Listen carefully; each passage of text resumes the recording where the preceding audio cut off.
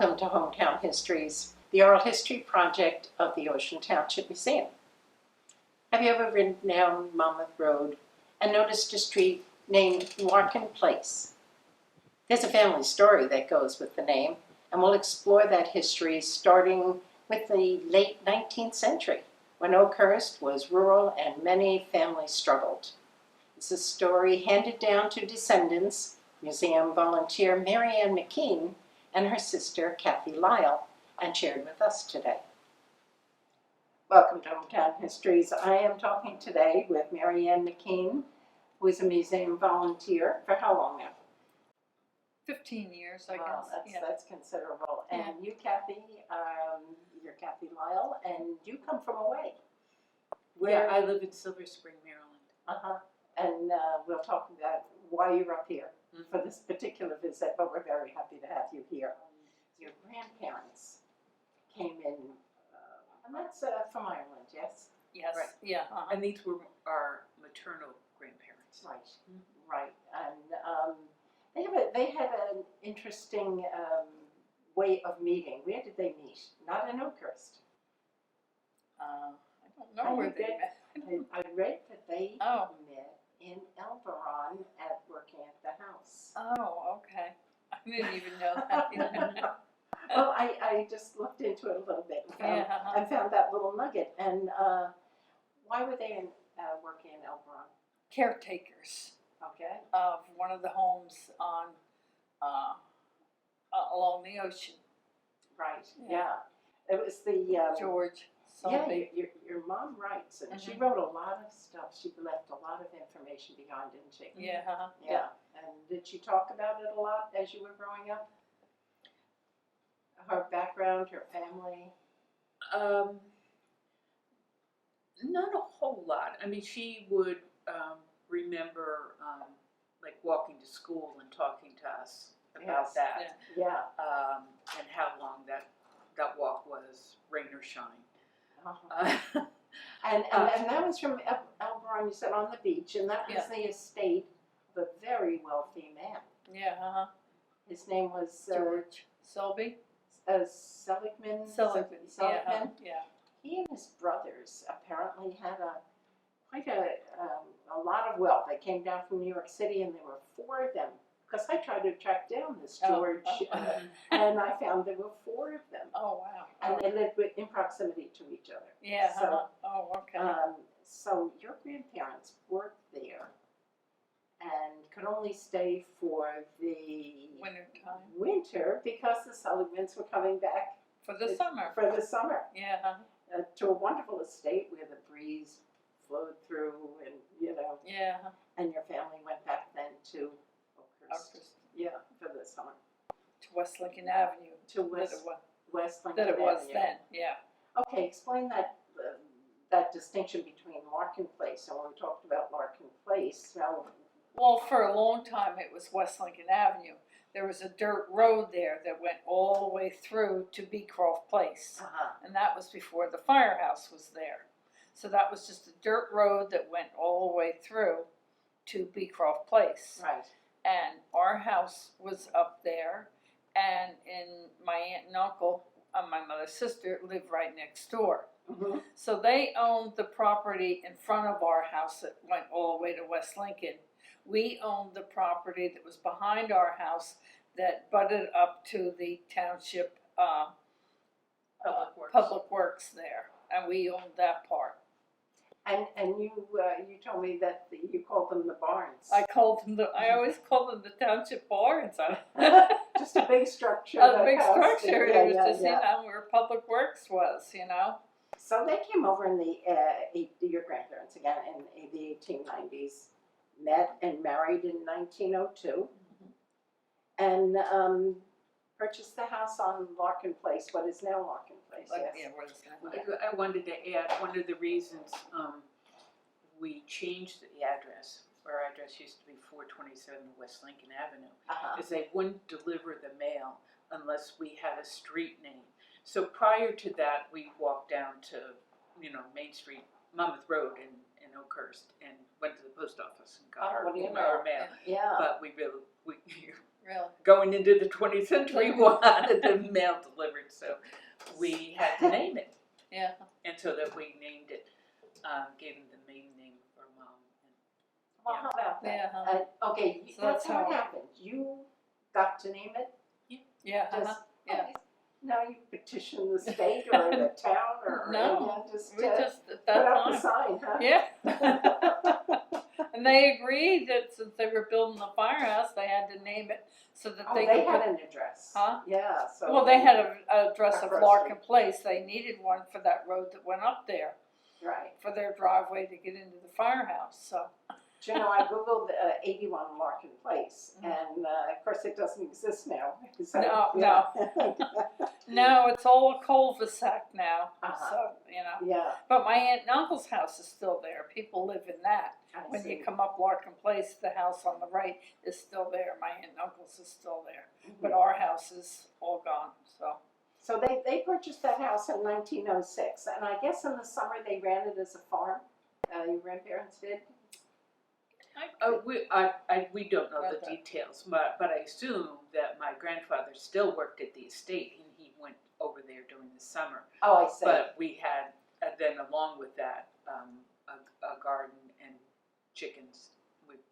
And we had something called a garage, but originally that was a barn for the Horses. Oh, is that right? And a chicken coop. You know, just saying chicken coop and horses and some things that you might remember Yeah. is kind of interesting in 2019. Well, my father would go up to Disbrow Brothers on Whale Pond Road, and they sold farm equipment and seed. And my father would go up and get baby chicks. And then we had in the backyard where the clothesline was, we had a pen there, and that's how we grew our chickens. And then we put them down the chicken coop, and that way we were able to have, fresh eggs. Right. Yeah. And then my father would go down once in a while, and we'd get a meal out of one of the chickens.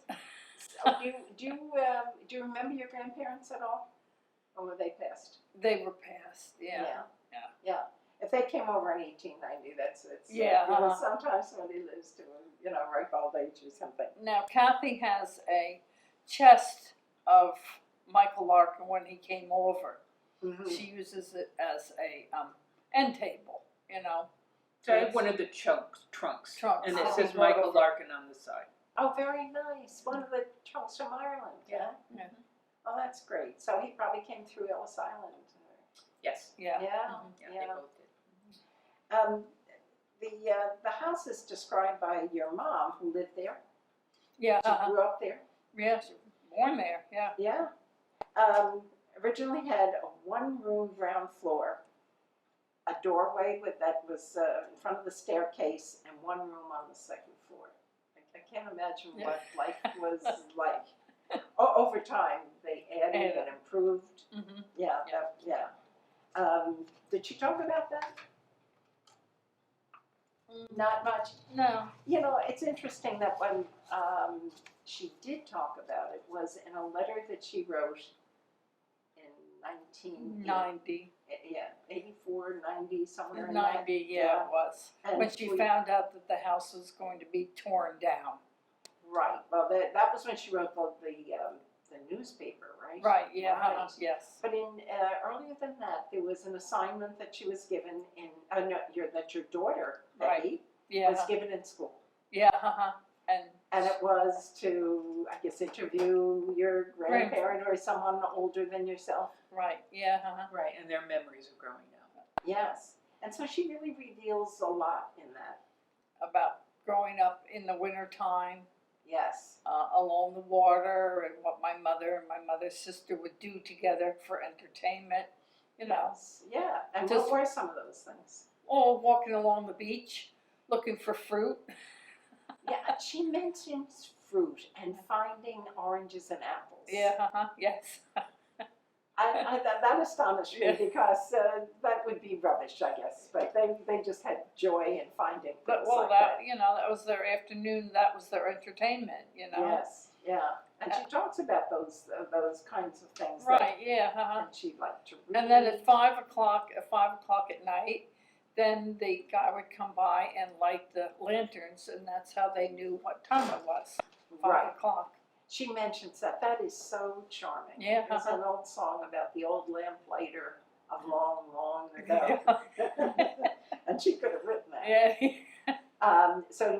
And she says you could set your clock. She didn't say watch, because probably people didn't have watches. Yeah.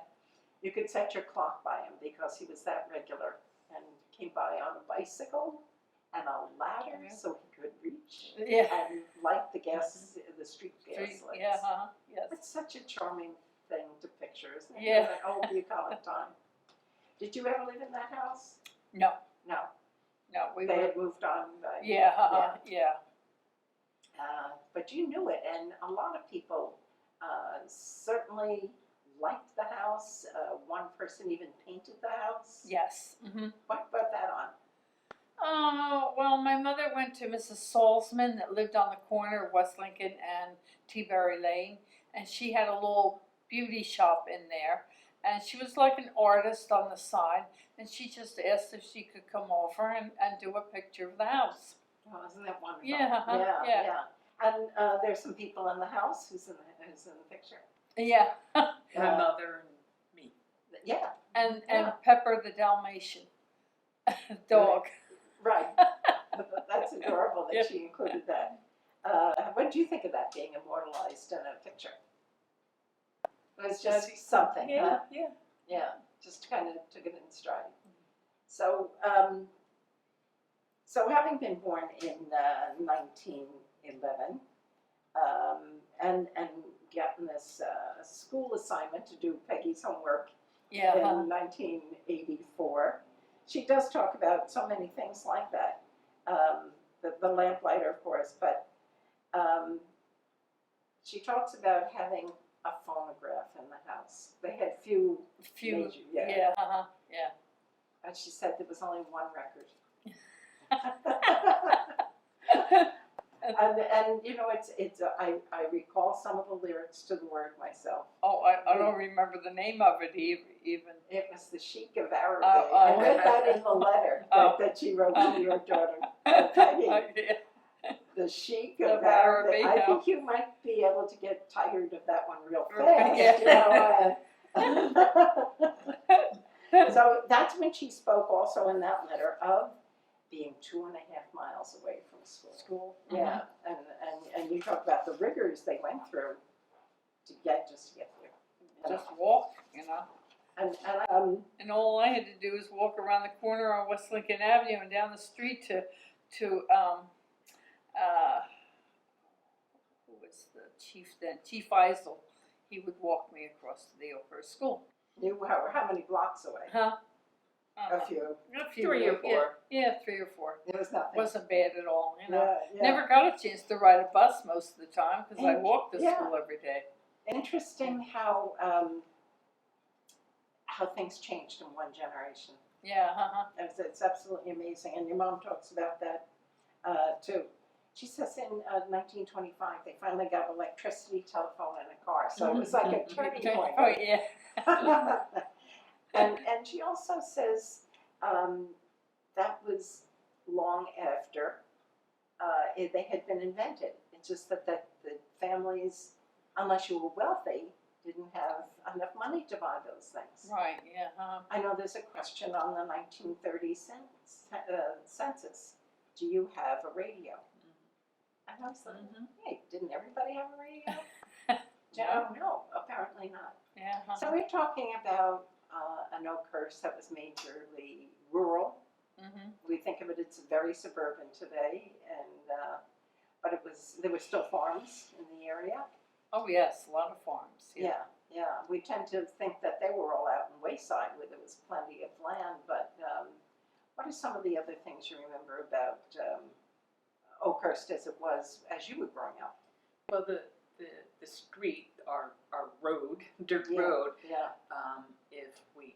On the corner of our road and West Lincoln Avenue was a house owned by the Humans, and they had a barn with several horses on it. What was their name? Humans, Roy Humans.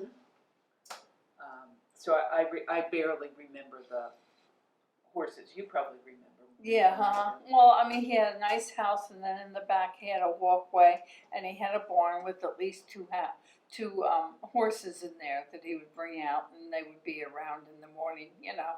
Did you get to feed them or Yeah. ride them? No, not ride them, but Uh-huh. feed them, yes, yeah.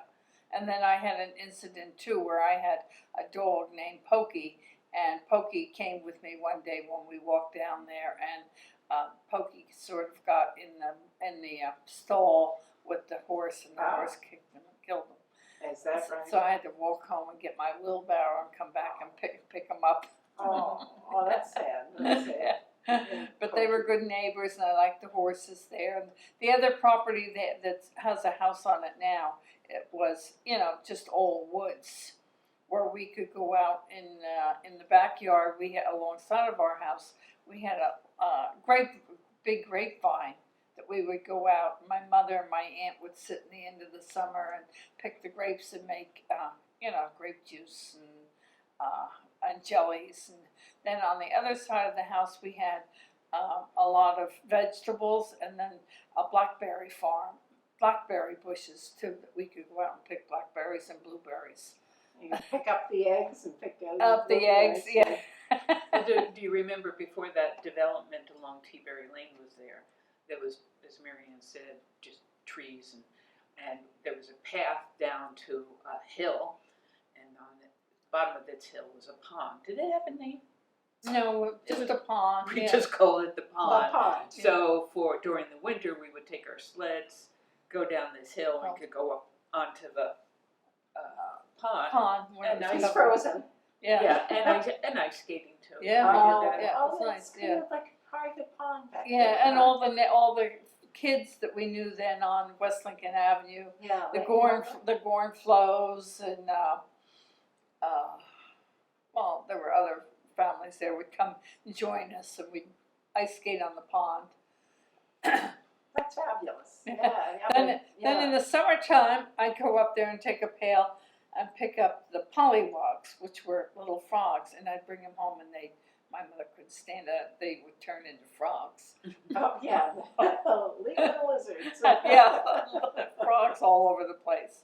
So you had similar experiences growing up, even though you're younger and by several years, and but things hadn't changed much. Huh? No, But you didn't grow up like more of a 50s or 60s kids. Oh, I did. Mary Ann had a car. I mean, talk about when my mother got a car, but I sort of remember when Mary Ann got a car. That must have we been had something. we had a phone, and when growing up, it was of course it was a party phone. You know, Oh, what a party line. line. Yeah. Yeah. So we'd have to wait till somebody gets off the line before we could use it, and then I remember sort of switching over to our own private line. Yeah. That was major. Yeah.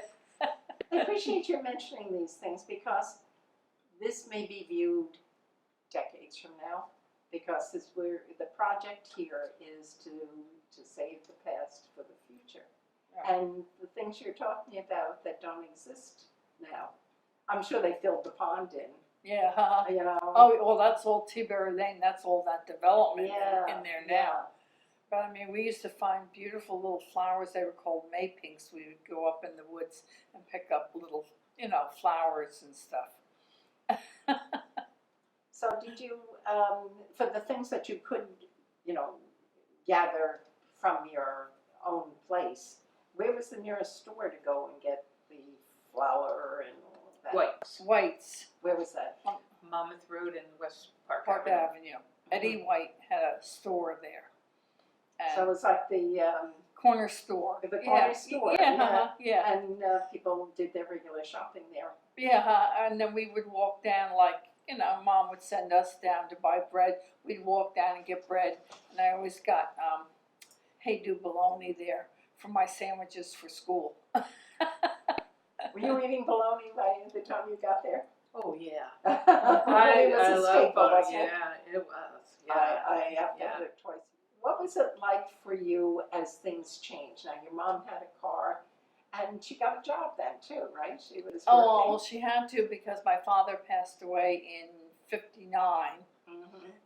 he dropped dead of a heart attack, and he was 48 years old. Yeah. So my mother had me, a sophomore at Asbury Park High School, and Cathy, 8-year-old at that time. So then she had to go back to work. Yes. Yeah. And the hardest time when you all needed each other, that she had to go back to work. Yeah, And Cathy, you didn't go to the Oakhurst school, did you? Oh, yes, it did. Did you Yes, really? I went there from kindergarten to 4th grade. Kindergarten to 4th grade. And then I went to Dow Avenue for 4 years. Right. And our high school class, Ocean Township High School, opened in, I think, 1965. So we were the class of 69, the first class that went all the way through in Yeah. Ocean Township High Yeah, that's kind of a historic piece right there. School. And you were the last class to graduate from from Oakhurst, Oakhurst School 57. Yeah, in '57. Yeah. Why? Because they were building a new school. Is that why? Well, they didn't have the high school then, so They didn't have the high school. so They you didn't either have- went to Asbury Park or Long Range High School. Where'd you go? Asbury. Okay. Most everybody, I think there was 10 of us that went to Long Branch, but most everybody went to Asbury Park High School. Actually, you also brought along a picture of your mother graduating from the Oakhurst School. Yeah. What year was that? Oh boy. I'll let you figure it out. Yeah. But it's a mighty building, and Yeah. there's some talk that may have to go someday. It's funny when I deliver the newsletters to go into that school now Yes. and to have to walk up the three stores to get to the top floor, because it's all where the superintendent is, where I leave off the newsletters, you know. Yeah. And then to come back down the stairs and say, all my classes were here, and this was Mr. Gray, and this is Mrs. Mamula, and That's yeah. I'm sure that the memories come yeah, flooding back. yeah. One of the things that they had at the Oakhurst School during the summer was a summer camp. Yeah. I don't know if you went, but you were a counselor at Yes, some yeah, point, yeah. and I went to the summer camp. Camp, yes. It was mostly outside. I remember it being very hot, and we had to sit along the side of the building just to get any shade at all. What do you remember about the Oakhurst School? You were only there till the 4th grade, did you say? Right. And you went all the way All the way through, yeah, So they had many grades from kindergarten. Kindergarten all the way up to 8th grade, yeah. Right. So And that the must eighth have grade, been the 8th something. grade was on the 3rd floor of the main building, you know. Uh-huh. Mrs. Mamula and Mr. Penta were the 2 8th grade teachers. And so they got to go up the 3 flights of Yeah, stairs. they They had more energy yeah, to do that. Yeah. Well, we did too. It's different now when I have to go up there with the newsletter, you know. Uh-huh. But yeah, I started down in the kindergarten in the new section, and then after third grade, then we went to the other building. And did they have a gymnasium? They had a gymnasium. Did you have gym?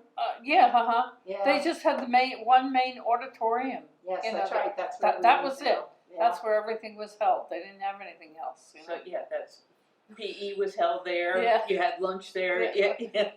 Well, I think we had lunch downstairs, and they had like a little cafeteria downstairs by the bathrooms, all the way downstairs. A long way to go. Yeah. Huh? Well, the Did other you thing have gym clothes you had to change into? I did once I went to Dow Avenue, I see. middle school. I just lost my train of thought about that. What we were talking about About going downstairs for lunch or Oh, meals. I know what I wanted to mention. Yeah, we could go home for lunch. Yes. We walked, our house was close enough that we could pack our lunch, but we could also go home for lunch. Which would be an unusual Get idea. back in time for that Yeah, girl, yeah. The bond you must feel being in the graduating class. That first is the first class that went all the way through, right? Mhm. So you had 4 years. Is there a special bond that you feel like kind of the originators and Absolutely, yeah. We're still, we've had reunions. at the high every- school I'm talking about now? right? Yeah, we've had reunions of class of '69 for almost every 5 years. there's a big turnout. 5 years. Every 5 5 years, yeah. And there's core people who seem to bring us together, and even very recently in the past 2 days, somebody's coming to our reunion who left school at 11th grade, and his family moved to Missouri, but he kept in touch with a couple of the guys, and he's coming too, Oh my gosh. So, and it was also a time, it was 1969, and that was a lot of time of change. So this is your 50th reunion? I mean, not reunion, but the 50th year. It is a reunion. Yeah. And there's someone who's been coming and was an organizer. Michael Usland is his name? Well, there's a core group, and he's not the core group of the organizers, and I'm going to get their names wrong because, of course, they're married now. But Susan Saltzman Henley, whose mother Did the picture. painted yes, the picture, She's coming. Arlene Singer, and there's a couple of guys. I'm sorry, I'm missing, but we've met every 5 years, and usually at a place for dinner. But one year, Mike Usland organized a reunion right at the high school, and we had the cafeteria ladies come in, serve us meals right in the cafeteria, and we had all sorts of old candy that we would have had in the 50s, and then a lot of memorabilia. That was at the 30th. I can't remember which one. yeah, I can't yeah. remember which one. What a fun thing to do. Yeah. I understand that that he looked up the old cafeteria workers and had Yes. them come. Is that amazing? Yeah. Former cafeteria workers. And then I wanted to mention this year, two guys, Brian Bound and John Cavino, are putting together a tribute book for those who have passed. And John Cavino, of course, is the son of Mr. Cavino, who used to be principal. Don't we all remember him as a wonderful man? Yes, yeah. Yeah. So John still, he comes to all our reunions as well, so he's putting. Oh, that's putting together wonderful. that They have book. moved away out of state, I guess. They're in Pennsylvania, Yeah. Lancaster. Michael Usland, in a piece that he did for the 50th anniversary of the school being built, I guess, spoke of kind of protests that were formed there because the rules were very rigid. That now tell me if this is true and if you participated in a very soft kind, respectful kind of protest. That you had to walk in lanes in the school. That was designated by the tiles on the floor, so they were kind of, the lanes. Oh, wow. Yeah, you didn't have that. No, I didn't have that. And then he wrote to the newspaper, and he wrote to both the Home News and the Asbury Park Press, saying the rules were too strict. Do you recall all that? Were you part of it? Yes, I do remember it. Yes, yeah. You weren't a ringleader, I gather. No, I was not. But going back to when things were different, I also remember walking to school, and they required us we had to wear skirts. And walking to school was really cold in the winter, so it was always wearing these woolen pants underneath our skirts, and then we could take those off. But I was going to ask somebody reunion, do I remember when they eventually allowed girls to wear pants? And then there was other changes in the dress code as well, like sneakers and things like that.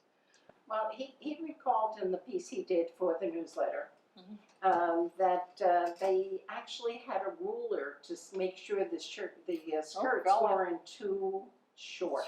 Oh my. There's a time Whose job was that? the mini skirt was just you know, a new fashion, so the Right. skirts got a lot shorter, yeah. That's probably when they started to allow pants. Upstairs, there's a blackboard in the museum here with some of the people who were had gone through Oakhurst School. Is your name on that? Yes. Oh, that's really wonderful. Yeah. So, yeah, in the early days of the museum, when it was housed at the Oakhurst School, Right. they had people come to various events, and if you were in that school and You could sign you could off sign on on the yeah. yes, on the blackboard in Yeah. chalk, Okay. and they have that covered now. A sweet piece of history. Yes, it is. there. Really, it is Yeah. nice to have. In fact, another one of them that's on there. There are 6 of us that graduated from Oakhurst Grammar School and went to Asbury, and we still get together. And this coming week, one of them goes down to Bass River for 2 weeks.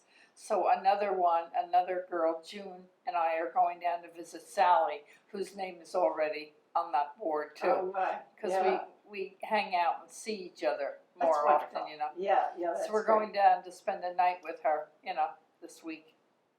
Well, you have an interesting weekend ahead of you. This is reunion weekend, and you came a long way for that.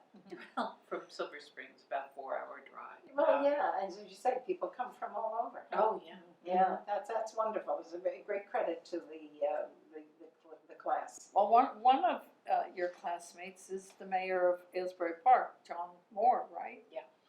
I don't know if Exactly. he's coming, but I'm sure he will. Yeah, I think so. And we had some really bright, intelligent students. They were in our class. I think they were pretty outstanding. And one of them was Radia Perlman. And a few years ago, if you looked her up on the internet, it said she was a mother of the internet. But she never got credit for it. How was that? I mean, how did she come to the internet? Yeah. Huh? And you never hear about her. And this is a classmate? Yeah. Oh, And interesting. I think she lives in California now, but she went to school at MIT, graduate and PhD. And it was still the 70s, and women were not recognized. You know, it's still not recognized for their contributions. Oh, we see that over and over. And history. you know, I remember her saying that she had this information, displayed it, and you know, people just sort of overlooked it. But yeah, so they're coming? proud of them. Is she coming? Not that I think she's come to pass once, but she's not coming. We mentioned Michael Uslan, and of course he's known as being the creator of the Batman Dark Knight. Right. Yeah, the series, right? Series of films that were done then. I think it's just one. I mean, there was a series follow-ups of to that. Yeah, Mhm. and I think he had some, and he was also got the Emmy Award for a TV show. Many people would remember. Where on the Earth is Carmen San Diego? Oh. Now that was a kind of a cartoon thing, but it brought up many issues for teenagers and such, and he got an Emmy for that. That's really outstanding. A couple of years ago, he came here. He brought us stuff that he had to the museum. to the museum. Uh-huh. So I don't know whether it was maybe 5. No, it's been less than 5 years. He came in one afternoon and brought some stuff that he had stored away for us to have at the museum. Oh, that's Yeah. great. Yeah. I don't know if you have it, but he wrote a book about our early years in Ocean Township. And it's called The Man Who Loved Batman. Oh, okay. And it talks a lot about how he and a mutual friend used to collect comic books, huge amounts of comic books. Is that right? So, and in the book, I hope this is right, Mike, that when he wanted to go to law school, he sold them, and that paid for law school because he had some of the originals. Oh, yeah, First comic books edition. are hot, you know, or were hot too, they have been, yeah. 'Cause they came up early on. Well, you both have work to do. You're going to continue working, I know, and volunteering at the museum. Oh, yes, yeah, yeah. And you walk and belong I to. walk, and I belong to the bowling, I still bowl on Tuesday mornings, and I belong to the Jersey Shore Running Club. I do the walks or volunteer, so. That's great. Yeah. Yes, yeah. Yeah. The fundraising walks and such Yeah, like that. oh, That's yes, wonderful. yeah. That's wonderful. I do. How about mentioning Peggy and Terry? Oh. Well, you have. Yes. That I have two daughters, Peggy McKean. She is in her 19th year of teaching at Monmouth Regional High School. Wonderful. She's the coach of 6th, 7th, and 8th grade field hockey at Rumson Fairhaven, and then she also does the softball in the springtime. She is a member of the Jersey Shore Running Club, and she has run 101 marathons. Well, that runs in the family. Terry is my second daughter. She teaches at the Goddard School in West Long Ranch. She babysits, she goes to the gym, and she's a member of the Jersey Shore Running Club also. And they both do a lot of well, not Peggy right now because she just had her knee replaced, but. That'll take a while. So, She'll be yeah. back in action. Well, no, I don't. No more marathons. Mm. Yeah, it'll be more walking stuff now. So. And Cathy, what do you do, and what will you go back to when you go back to Maryland? Well, I'm retired. I serve on one board of directors for a nonprofit. My career was advocating for the support of inclusion of people with developmental disabilities in the community. So this agency serves people with developmental disabilities. I'm also on the board of our condominium, and my hobby is probably taking care of the garden. We have a butterfly garden. Oh, Yeah, nice. and I have one daughter who's currently a senior at University of Maryland. So we come full circle here, and I just want to close with something your mother said. I'm paraphrasing, but she said she was glad she was born at the time she was because she saw so many changes. Right. Right through the space age, I guess, you know. And she said, but before that, she had lived as people lived for hundreds of years before in her earlier life. Yeah. Isn't it something to ponder? Yeah. Yeah. Well, I want to thank you both. It's really been great. Thank you for very sharing a Thanks, little. Dallas. Thank you for having us, Nels. You betcha. Okay. Join us again next time for another edition of Hometown Histories.